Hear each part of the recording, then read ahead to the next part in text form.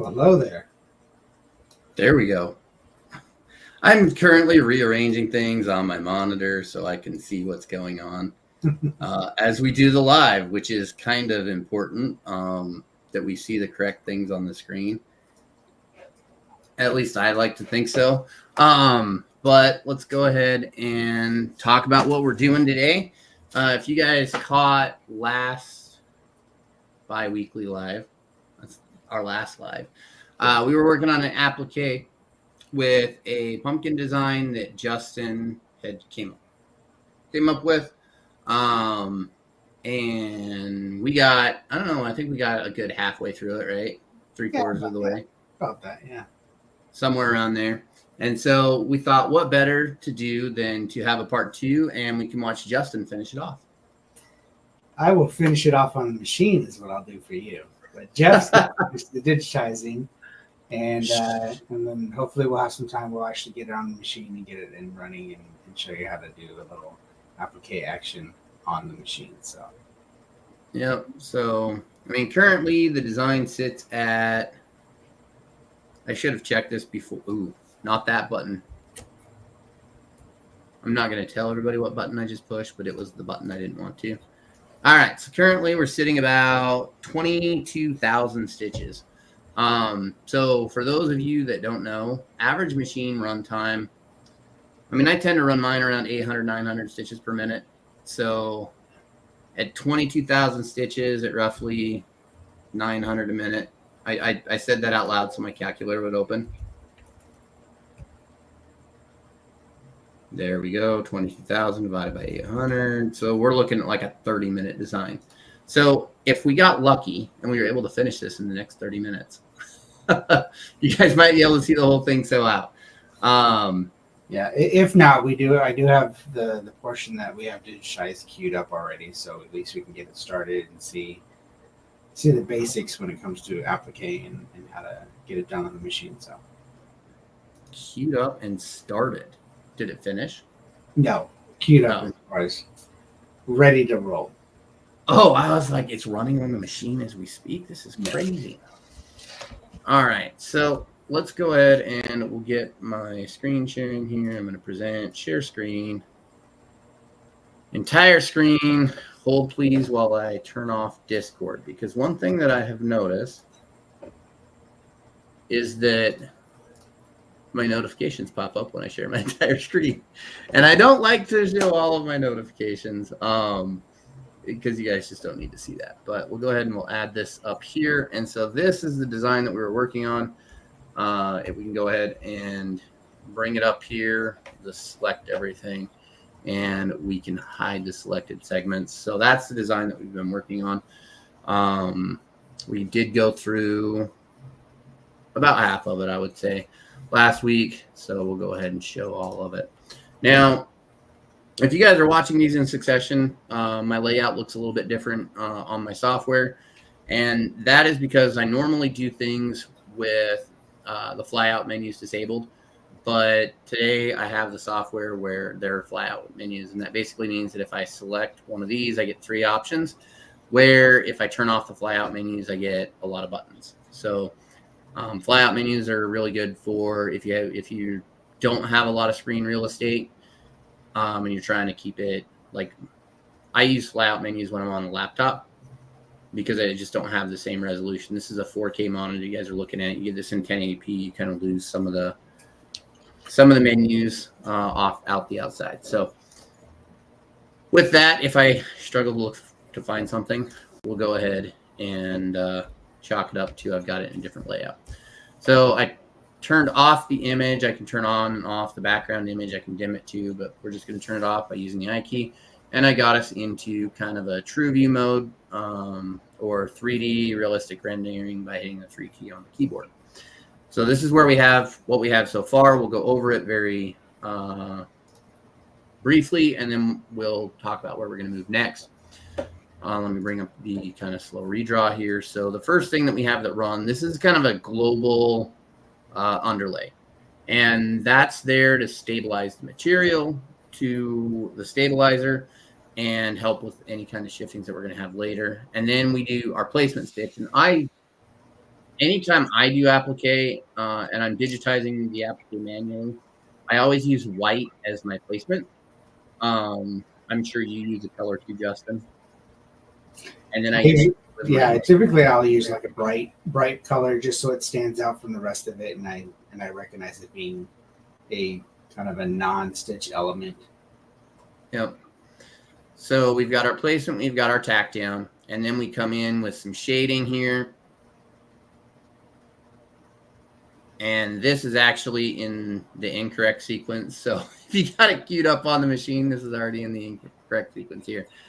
But this is going to be basically our cover stitch, which I run blue or the brown of the stem, and then we go up and we do some of the detailing, and we come down and around. Actually, I think we'll probably be okay with that the way that it is. Yeah, I think we did that on purpose so that the shading was tucked up underneath it. That makes sense. So we're going to go ahead and do the eyes, kind of the detail on the eyes, and again, the other eye and the detail on the eye. And Justin's probably looking at this going, wait a minute, he turned off all the underlays. Because generally when I do a design, I select everything at the end and I set all my settings. I don't tend to do it beforehand. That's okay. That's a Justin problem. So we'll go ahead. We do the teeth, the tongue. We come across here with the large area of black, and that's kind of where we finished up. So I'm going to turn back on the art, and we'll turn off the true view, so now we can kind of see what's going on here. We've done the inside pieces. We haven't done the teeth. Now, to make this a little bit easier, I'm actually going to come up here. I'm going to select Use Transparency, and we're going to lighten up the graphic so that it's easier for me to see the black. Because when you put black stitching on top of black artwork, it just kind of is gone. So we're going to lighten that up so that I can see here specifically what's been done here and what hasn't been done. And now I can go over it and add in some of the details. So let's grab, it looks like our last object ended right here. I'm going to run over and we're going to do the teeth. So I'm going to grab my run stitch tool and I will come right here and I'm going to zoom in. I don't think I'm going to put these white sections onto the teeth. At least not right now if I'm going to do it. So we'll go ahead and put that down. I'm going to use my classic satin tool, I want to believe, enhanced column,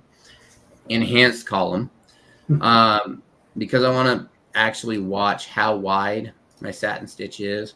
Because if I remember right, when we were doing this the other day, Justin, these were very narrow elements. And I'm just going to come right here, we'll hit enter. Let me know if we have any questions in the comments there. I can just pull up a couple people saying hello. We've got Doug in Oregon, originally from LA, but I guess he's on vacation.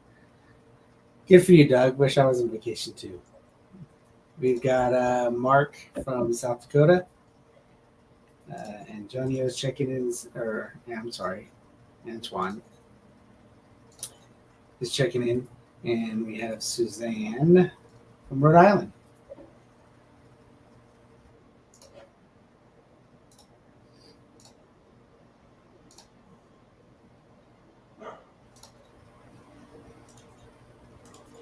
So you just go and digitize all your elements and then you set your underlays and pull comps and all that at the end?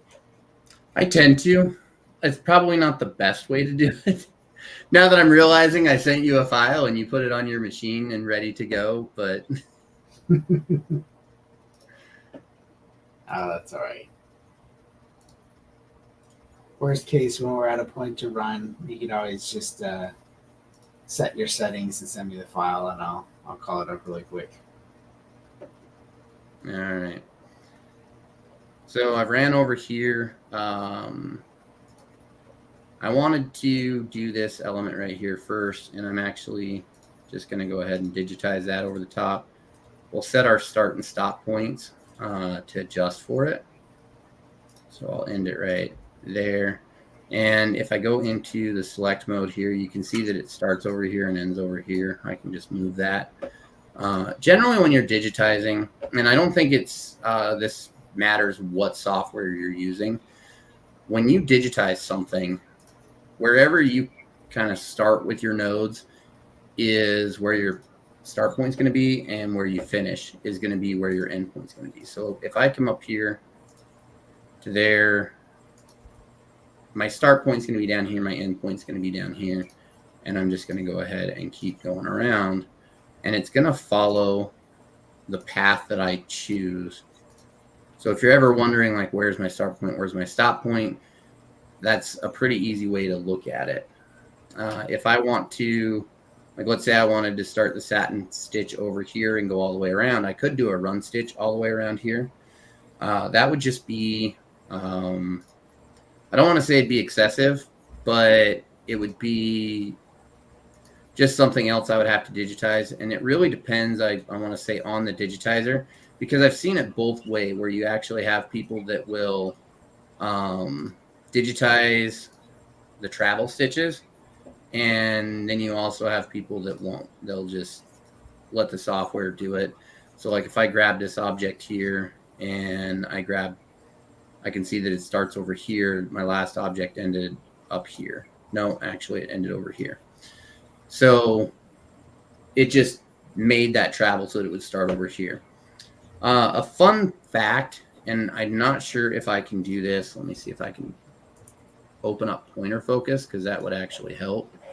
I'm going to move it off screen here. If I grab the magnifier. So right here, it's something that I think is really, really neat, because it helps you planning your start and your stop. I have the last object I digitized selected. That little red kind of cross that you see right there, that is the end point of my previous object. So when I'm digitizing, I know where that, and I want to move my start and stop points, I know where that object ended so that I can adjust my start and stop point. Right. I'll go ahead and turn off my magnification there. Another cool thing is that if I select two objects, I can actually adjust the start and stop point of both of them at the same time, which I find can be helpful if I need to do a lot of adjustments. But sometimes you can kind of get lost on, which start point, which stop point you need to keep based off of what object they belong to. These ones is pretty obvious. This one starts, this one ends. But if I have too many objects selected, it can get a little confusing sometimes. And yeah, and your start and stop points are important, because if you have them all over the place and your opposite sides of your element and stuff, you're going to cause a lot of trims. If you're ending over here and you're starting your next object or element on the opposite side, of course it's going to trim. When you're choosing the start and stop points and moving them closer to make sure that there's not a trim there, or like Jeff said, you can manually digitize travel stitches to get to one end point to the other. But there's certain automatic settings that you can do to say trim after objects if next object is a certain distance from it. So it's not like you have to be pinpoint accuracy where you have to be exactly on the end point for your starting point for your next element. Because if you have the setting saying, well, don't trim unless it's 2 millimeters away from each other, then you're within that 2 millimeters, it's not going to trim. So you don't have to be zoomed in trying to line up those start and end points exactly. Close. We're looking for close. Exactly. All right. So I exaggerated this object here, this last object, because this actually ends up going under that bottom border there. And I don't want it to go under it because we already ran our cover stitch. And I don't want it to accidentally extend over it. So as we're sewing, some of these things can shift a little bit, and me kind of cheating this up here a little bit and only going halfway into the satin is a way that I can keep it from basically I'm giving myself play there, so that if this does shift up a little bit while it's sewing, that's not going to extend down past. That's the words I'm looking for, Justin. Gotcha. Been a long day. All right, so now that we've got that done there, I think I'm going to come up here and I'll do this piece. We'll come across this piece here and we'll come around. It's always good to have a plan. Plans can change, but it's always good to kind of have a plan that you want to, of where you want to go, what you want to do. Yeah, you definitely want to avoid jumping all over the place, and or if digitizing something over here and digitizing something over here, now you're just adding one more element you have to do as far as resequencing at the end and adding travel stitches to make sure that you're not sewing all over the place and adding a bunch of trims that you don't want. I can tell you, having that blue circle over the top of my mouse is mildly disorienting. Is it? I'm not used to it. That is for sure. Yeah. So we'll go ahead and cut over to here, come down. And here I'm just kind of ballparking it because the art doesn't extend down there. At least the line, you can't see where it is. We're just taking a shot at where it would probably be based off of this. Results may vary.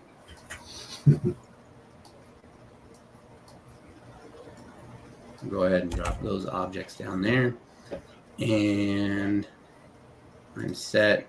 And we're just going to do one giant sweep here.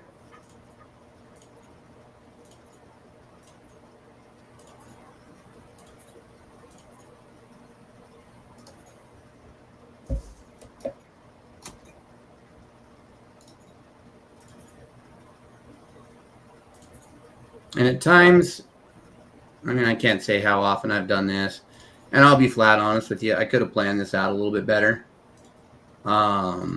Because right now, what I'm looking at is that I could have attempted to do all of the mouth first and then come back up into that eye. To have it cut up to the eye, yeah.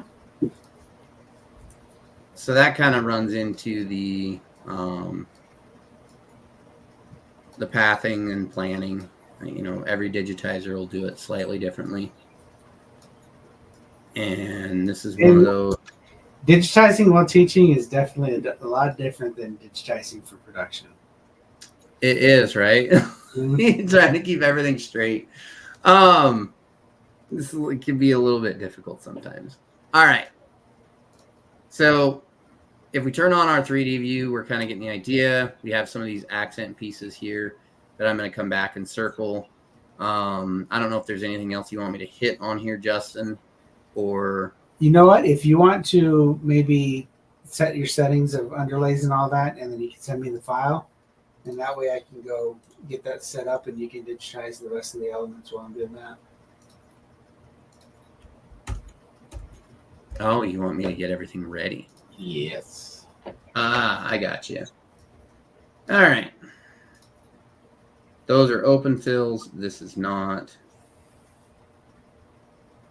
Scroll through here. So I'm just looking for all of my fills so I can get the majority of their settings taken care of in one go. Now, is there a select by stitch type in DG?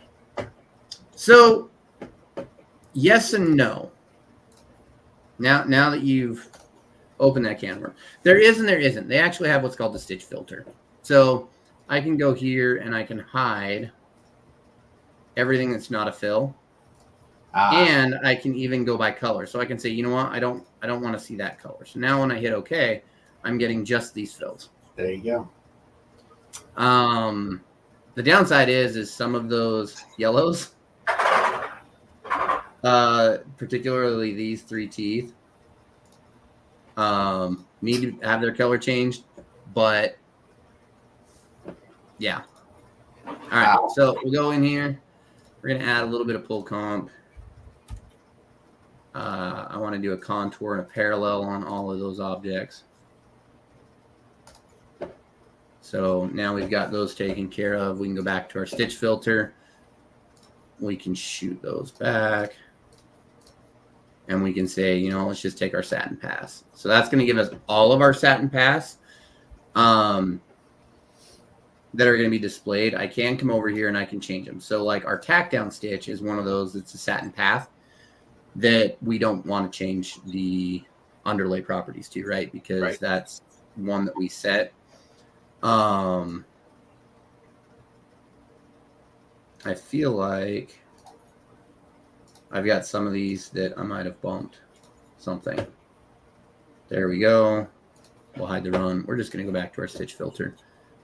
And we're going to hide our fills, our runs, and I need to leave the steel option. That's where we got caught.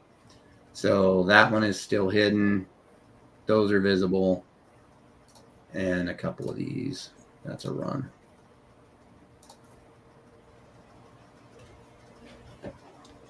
We'll do that one more time. I'm going to show everything. And then I'm going to hide those two. There we go. And then we'll hide that object there. And we need to get our large object there. There we go. Oh no, I know what I did.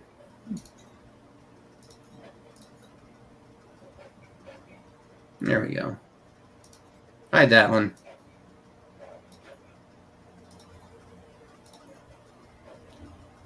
I think it's just a Tuesday and my brain's not working, so we're just going to do this manually. Because I know it's something I'm doing. But we don't have the brain power for it today. There we go. There we go. So I can hit these with a contour and a parallel. I can throw a little bit of pull comp in there. We'll do an absolute pull comp. It's going to do a 0.3. I want to do a 0.2. And then that should be good right there. We'll go ahead and unhide everything. That's not the button to unhide everything. That one is. There we go. And I noticed I have something going on right here with this object. So let's hide our unselected segments. So now that one's the only one that's showing. We'll go in and node edit. And as you can see, I've got one node way down there. That doesn't make any sense at all. So I'm just going to redo the whole object. It's up on the right, I think. There's two nodes right next to each other. I think you need to. Is it up here on the right?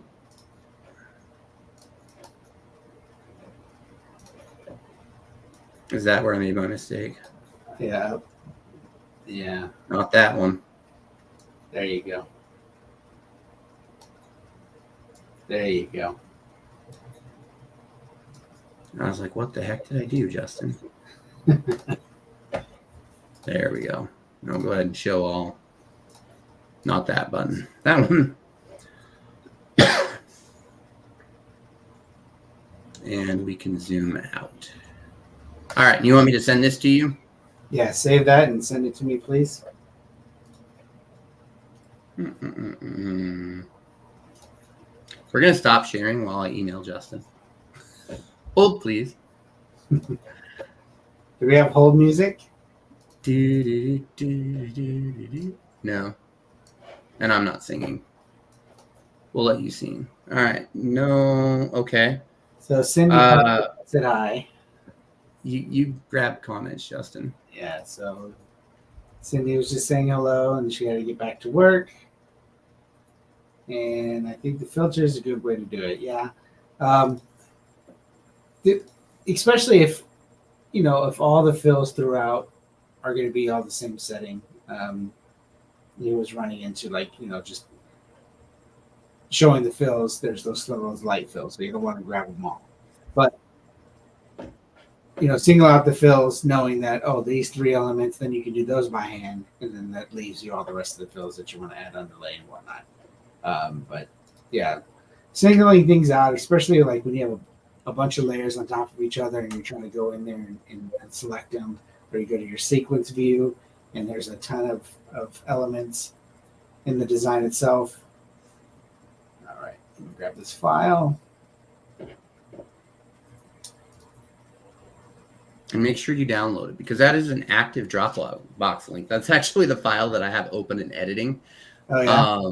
I save all of my pulse designs directly to Dropbox, and so they upload as I do it because I have 2 computers that I'll digitize on, and this auto syncs between the 2 of them. So it's really handy sometimes. So I'll wait while you open that up and make sure that it's what you're looking for. And I'll change some more underlays and stuff while you're not.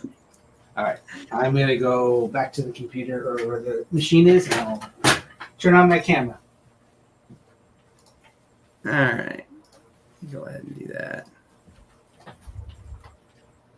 Shh, don't tell Justin, I'm still editing. I'll go ahead and share my screen again here, and entire screen, and there we go. So that should be up. And I'm just going to go through and get a few more of these objects here. So I'll grab that. I want to make sure that I've got my start lock. I'll just do a basic. My end lock is going to be a line. My stop command will be a trim. That was my phone. It was really loud. We're not going to talk about that. I'm not going to talk about it. You guys can, I guess. All right. So again, my enhanced column here. Mostly because I want to make sure that I'm making these kind of past that 1 millimeter line. I never really digitize anything to like a hard point because it'll actually close up as the stitches pull in. It'll close up a little bit as it goes. So we get that object there. We'll go ahead and do this one. And this tool is really nice because it actually, I guess maybe I should actually share my screen. There. Oh, it is that day. All right, share, add to stage. Okay, so I'm digitizing these objects here, and I'm using the enhanced column. And like I was saying, I like the enhanced column because as you can see, it's giving me the length, which is actually going to be the width of my stitches here. So I can make sure that I'm not going kind of under a millimeter because I want to make sure that it's going to sew, right? If we start going under a millimeter, it's going to be harder on the fabric, and there's going to be more of an opportunity for that to put a stitch in the exact same hole and create a bird's nest, which is what we definitely don't want. So I'll get those 2 objects there. I'll come down, and I'm just going to grab these last, that I got, and we'll just do a center on underlay under them. I'll do an absolute. We'll go with like a 0.2 pull comp. Depends. Pull comp, you usually, when you're starting going through multiple materials, you want to add a little bit more pull compensation as you go versus a really thin material. When you start working in layers, I tend to want to put a little bit larger or more of a pull comp on there. So let's take a look at everything else. We've got those. Just making sure here, because I didn't have it selected in the selection mode when I did that, those changes didn't catch there. But they've changed now. So we'll go ahead and there. We can do our start lock as a line. And we'll do a line again and throw some trims on there for good measure. And Justin is somewhere. He's working on it. Oh, we'll accept that for now. So go ahead and throw in, we can do this white element here. I'll just grab that tool and we're just going to draw with points going around.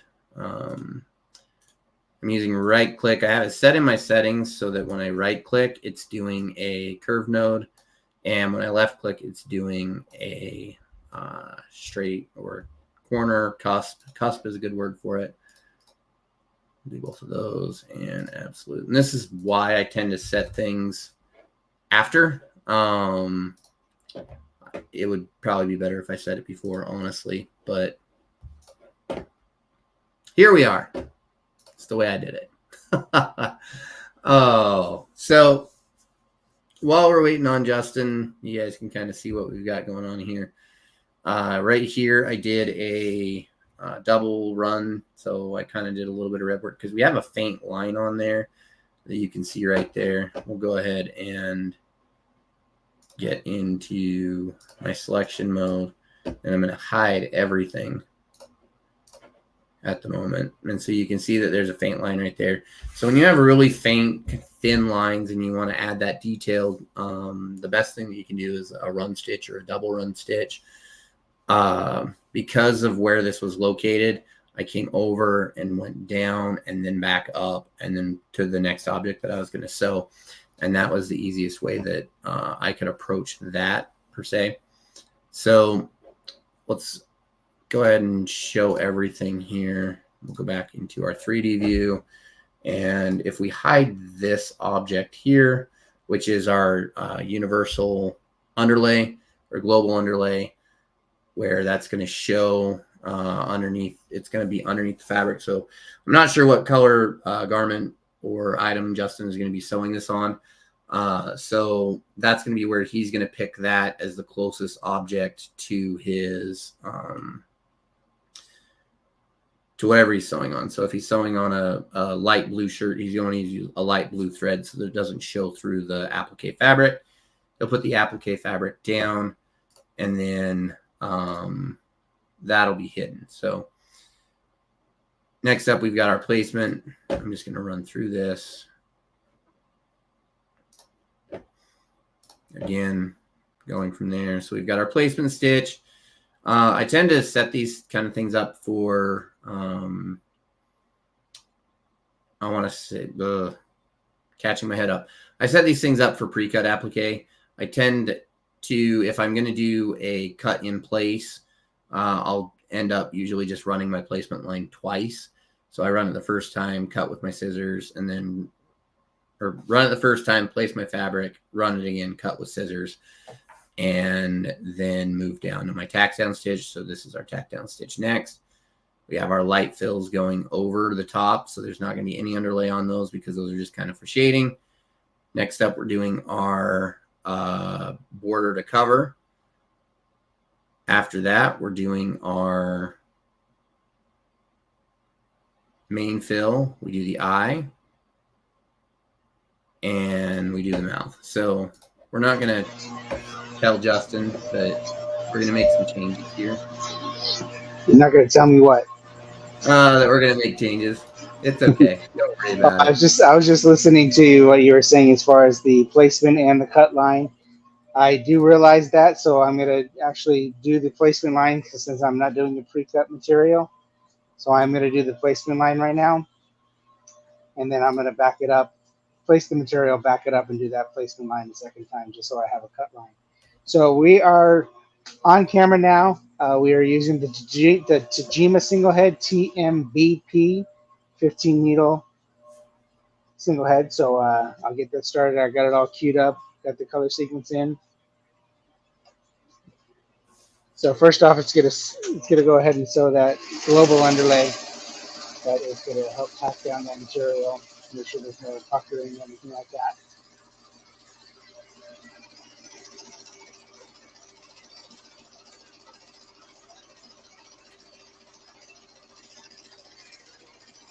Heat this up a bit.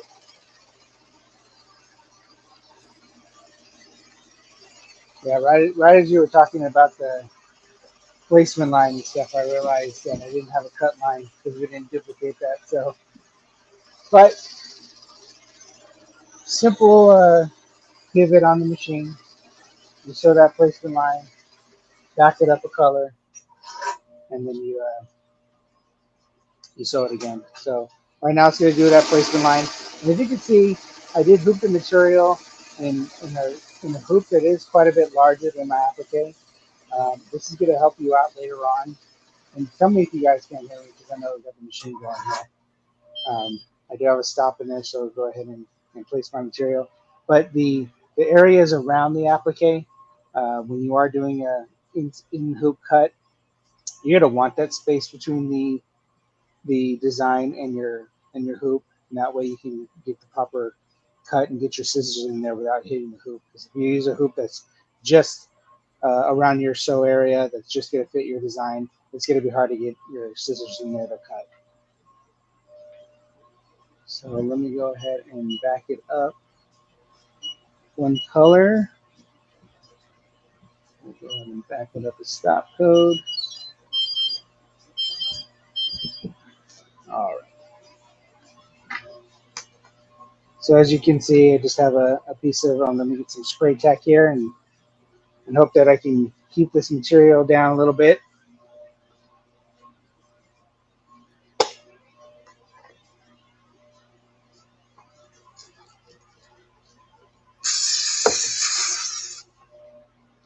Not too much, you just want just enough to get that material a little bit tacky so it's not sliding around your sewing area. Smooth it out.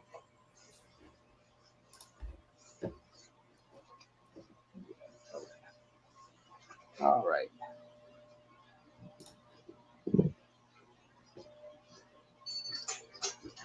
And after that cut line, you're always going to want to either have your digitizer digitize a stop in the design, or you want to enter a stop in the color sequence on the machine, and that way, if the machine does stop for you, in case you do walk away or something like that, it's going to stop for you to make sure you can take it off the machine and get that material cut away.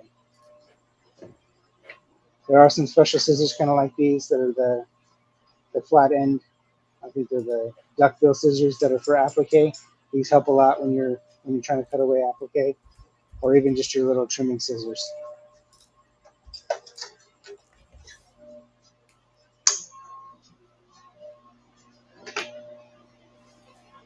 So right now I'm just trimming away the excess applique. It's a little tight where the camera is, so you really can't do it on camera, but I will show you how it looks afterwards.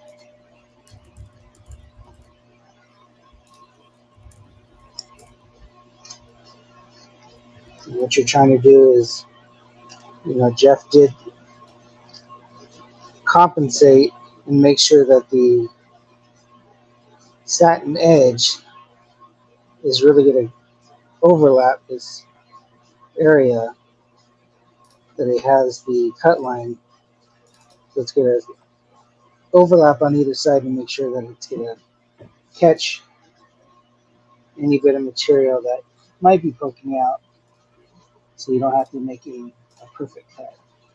If you are working with a design that you really need a little bit more precision, maybe a little bit more nooks and crannies that you have to cut away, it's probably best that you go ahead and pre-cut your material,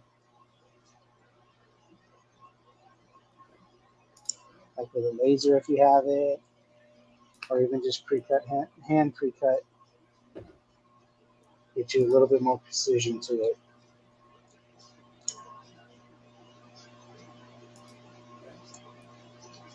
So let me know if there's any questions, Jeff.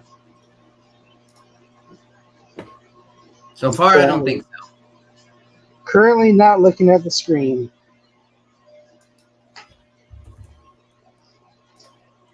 So in just a minute, I will have this back on the machine so you can see how it looks after it's cut out.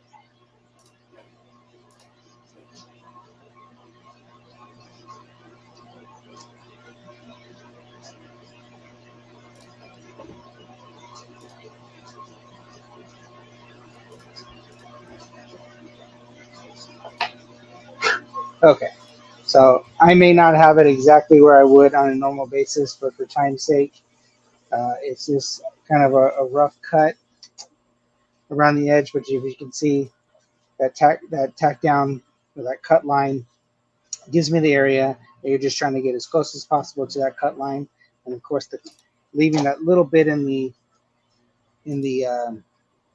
material underneath that cut line is going to hold it enough to sew the rest.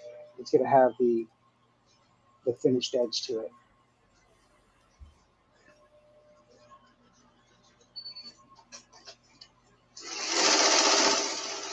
So now it's just doing the tack down. And again, there might be a few areas that I wasn't too precise, just for time's sake.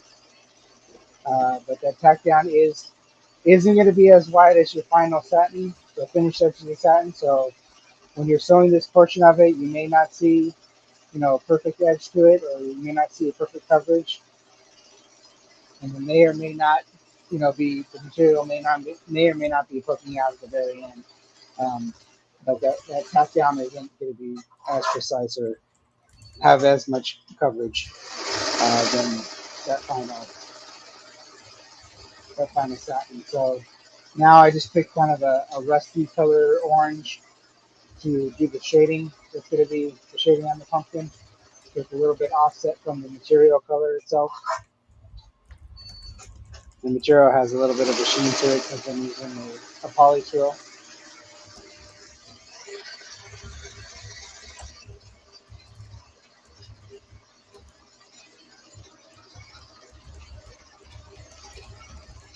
And again, normally for registration purposes, you will try to get that finished edge on the applique as early as possible in the sew sequence. But because these shadows kind of tuck themselves underneath the outlines, we had to kind of do it in stages where it's enough tack down using the zigzag stitch around the edge, and you're actually tacking down a little bit more with these light tails. Uh, so you shouldn't have any shifting as far as the material itself is concerned. Plus, I use that tack down spray. Uh, it's a temporary adhesive spray, usually specifically made for applique purposes. It's a stronger hold, just for temporary holding in place, so it's not going to shift on me. You don't want it to be too weak, otherwise, during the embroidery process, you might still have that material release from the actual garment, and you might get a shift or a wrinkle or something like that. But giving a good temporary spray tack, smoothing it out on the material, and the proper tack down stitches, that material is not going to go anywhere. There's pressure sensitive materials as well that have the peel and stick back that you can do. A lot of the poly tails come in that variety, and you can peel it off, stick it on back. I've seen that those tend to gum up your needles a little bit more than straight tack, but it's handy. So, Justin, are you using a coated twill right now? Am I using what? A coated twill This for your is applique fabric? yeah, it's the Stahl's poly tool, and I believe it is a coated tool. Get a nice shine to it. A lot of this this stuff is a lot of times used for like the more of the athletic stuff.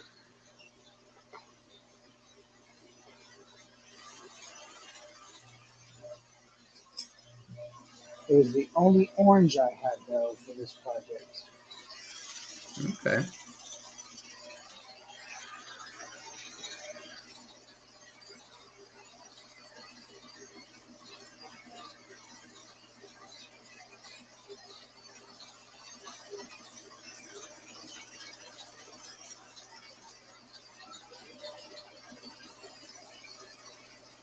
So we have a nice shading there.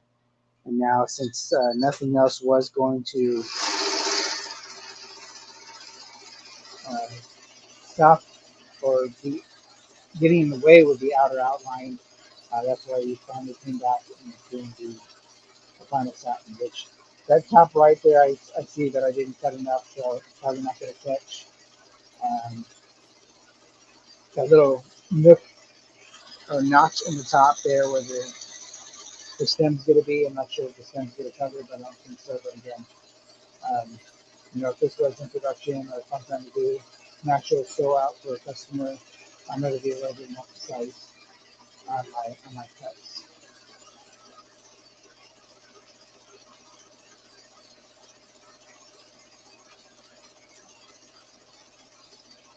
But as you can see, the final satin's going to be wider than that tack down stitch, so it's going to hide the smaller imperfections in the cut, like probably this one coming around here, will hopefully get covered. for the most part. There's a little bit sticking out. Um, but it's going to cover the edge of that material. It's going to grab a good amount of that material to secure it on, and it's going to cover your bottom tack down stitches as well.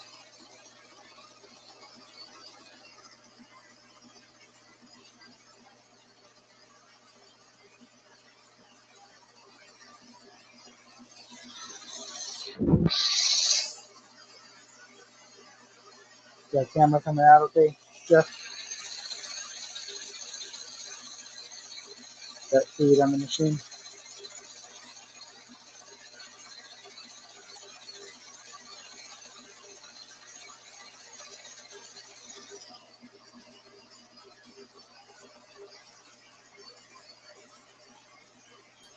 I'm having this great conversation with you, Justin, and then I just realized that I have my mic muted. I thought you couldn't hear me.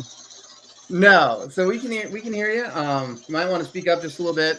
Sounds like your camera's noise canceling the machine, which is okay, good. Awesome. But it makes you a little bit hard to hear. Yeah, I'm on a wireless earpiece, so it might be the drain of the machine behind me that's kind of drowning me out.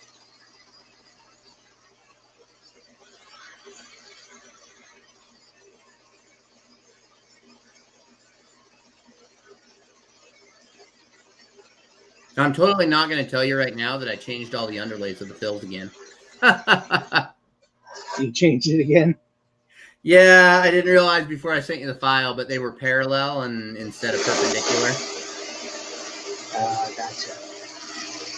That's all right. This is just for practice and just to kind of show the process. I know that it wasn't a finished file anyways, but just good way of showing the process here. You know, if these cuts here and the cuts on this side were properly done, that black satin border would be, would nicely hide everything. You wouldn't have the little orange bits sticking out here and there. You could always go after the fact and trim out and mark up with a black Sharpie. That's the beauty of using black thread. You always got that Sharpie. And I notice when I do applique, if I start seeing that my tack down stitch is like the orange is falling outside of my tack down stitch, I'll use that opportunity to trim it a little bit. Yeah. I know myself, I'm pretty sure Justin, we inset that tack down line as well. So the final satin should go over it. It kind of gives you that last opportunity to check before you start throwing down that satin and just make sure everything's covered. Yeah. If definitely just it was evident, as you can see at the top of the pumpkin, that area that I just didn't cut.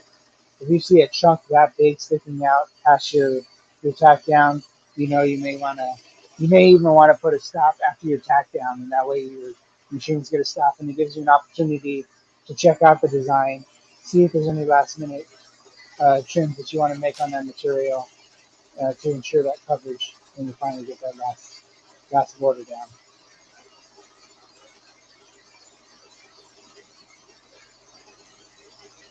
But as it is, it's starting to look like a pumpkin.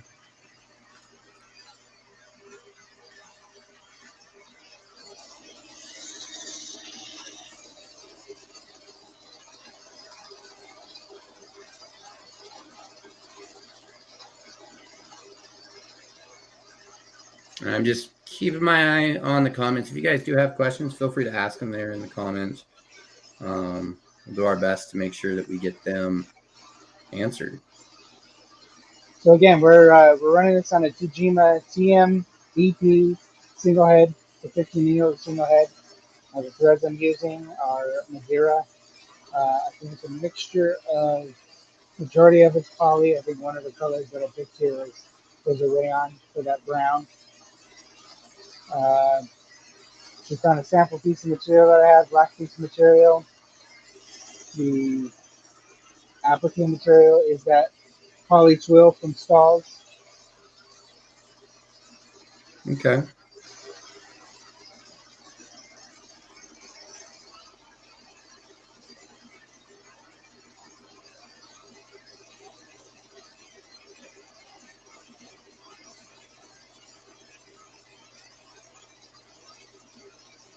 And we are going to be making this file available, right, Justin? Yeah, I think That once was the we, plan, if I remembered right. yeah, I think once we get all the odds and ends sewed up, and I think that gap of 2 weeks, we forgot where we left off and didn't get a chance to make all the final settings and sequencing and all that to get it sewn out today fully. But uh, as it is, as far as the digitizer is concerned, I think it looks great. No problems with that. That's one good thing about sewing it out too, especially if, whether you're the digitizer and or the embroiderer. You know, if you sit there and watch the sew out, you can identify areas like, oh, I didn't sequence that right. Maybe there's a trim in there that you shouldn't have. So you can make your notes on any edits that you need to make too after the fact. Go back to the drawing board as far as your file. If something may be a little bit out of registration, you make a little bit more adjustments on your fill maybe, um, stuff like that. But like I said, short of the rough cuts that I made on the applique material itself, this is sewing out really, really nice. Of course, Jeff is supervising this in the Tajima DG17 software. Um, I will say this is where the slow redraw comes in handy, because that's one of the ways. That's how I noticed that I had the wrong underlay selected, was yeah, utilizing the slow redraw function. yep. But that's where you can kind of, gives you an idea of your pathing. It doesn't substitute for running it on the machine, but it does help a little bit when you're trying to identify issues. So For yeah, sure. we have a question here, Justin, and it is Antoine, and he's asking, when doing shading, is there a particular density setting you normally use? So of course, shading, you want to turn off your underlay because you know you're looking for that not full coverage look. Um, it really depends on the look that you're looking for and the design that you're trying to interpret. I usually, just for a straight shading where you just kind of have a light density, I usually use a point 0.8 to 1 as far as the zero point 0.8 millimeter to 1 millimeter. Uh, it kind of gives you a range. Sometimes, especially if you're doing a couple different colors, um, you may do one that's at a point 0.8, and the next one that you layer on top of that's a little bit less dense, a little bit more open, and that way you can kind of really mix those colors together. So I think it really depends on the design and the look you're looking for. I think anything that's, I'd say, point 0.6 or point 0.5 or lower, you're really not going to get that openness to become shading. To me, that almost looks like you're more at a point where it looks like the fill just doesn't have enough density and it's an actual mistake. Yeah. Because it's like barely enough coverage, but it's allowing material or stitches to peek through. So um, I don't know. What do you think, Jeff? So generally when I'm shading, lowest I'll go is a 0.8, mainly because you do want that openness. Right. If I'm trying to actually like blend two colors, I'm going to be up closer to like a 1. It kind of depends on the blending method that I'm going to try. So there's the blending that's available in software where it has that variable density. You can get two colors, but there's also the method that Lee Caroselli teaches. We have some good webinars on it on the Embroidery Nerd University. But that's where you start using multiple layers and levels of fills to blend.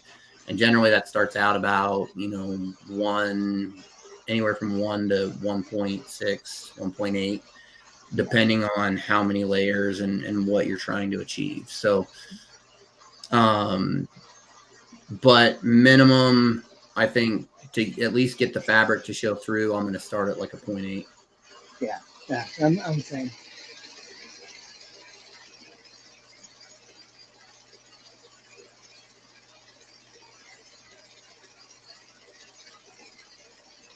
So all in all, if you look at the, the kind of the subject of this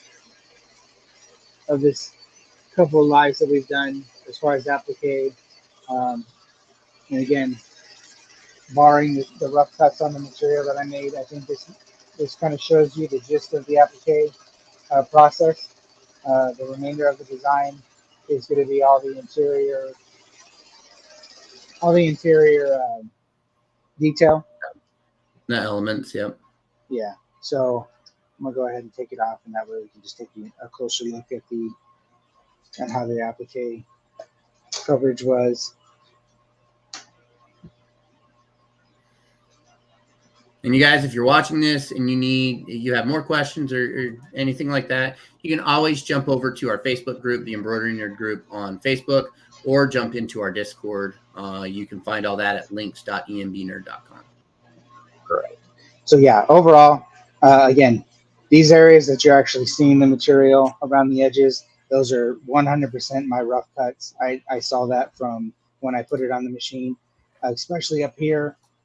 I didn't take the time to come in and trim properly in that little notch just to get this on the machine for you guys.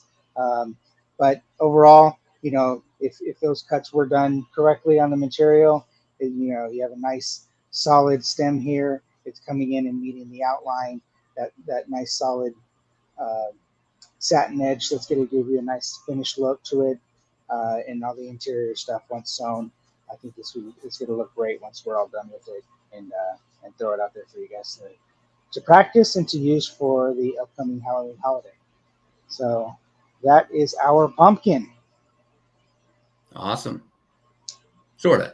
I mean, it's sort of our pumpkin, right? Yeah, almost our pumpkin. There we go. And I believe we're waiting for Justin to come back to his desk. While we're waiting on that, I'm going to go ahead and grab a couple of comments. We have Roberta joining us from South California. We have Adelina joining us from the northwest suburbs of Illinois. We have Sharika joining us from Sri Lanka. Welcome. Just making sure, sometimes I pronounce names incorrectly, and I'm not thrilled when I do that, but it is a thing that happens. So we'll go ahead and I'm going to jump back here and share my screen real quick. And it says remove. No, that's not what I want. I need a different layout. There we go. So if you guys go over to embroiderynerd.io, that's where we're going to end up putting all of these designs for you guys to be able to download. So we have this applique that we did, I want to say I did a month ago. This is actually, it's a raw edge applique. So if we go over here to the software, you can see that it's not a satin stitch. So you guys can go ahead and download this one. You can try it. This is one that I would do pre-cut with a fabric that is backed. Because it is raw edge, you want to make sure that that fabric is backed so that it doesn't fray. But it's one of those designs that we have available for you on embroiderynerd.io right now. And let's jump back here. So you guys can go ahead, and if you create an account there, you can go in and download some of the designs. And that's generally where we're going to be putting the designs that we're going to be sharing on the Embroidery Nerd. I know we have, before we had embroiderynerd.io, you would put some on your website, Justin. So you can also find some there at jadigitizing.com. Yes. That was my little spiel. I just wanted to get that part out before I forgot, because, well, we're live and you want to run through a checklist of everything and make sure that you've got it. Yeah, and I have some free designs as well on my website in my store, but we're working on, as a group, anything that we're offering for free, we're working on trying to move everything to that one spot so you guys can all find it on embroidery.io, just so everything's all in one place, very easy to find. So, yep. Plus, you get access to the thread converter, thread inventory, pricing calculators, and more. So it's a really awesome website that Matthew Enderley developed, and I use it all the time, every day. It's an awesome site. All right. Well, I'm going to go ahead and run through a few announcements. Justin, I'm not sure if you have anything going on with you.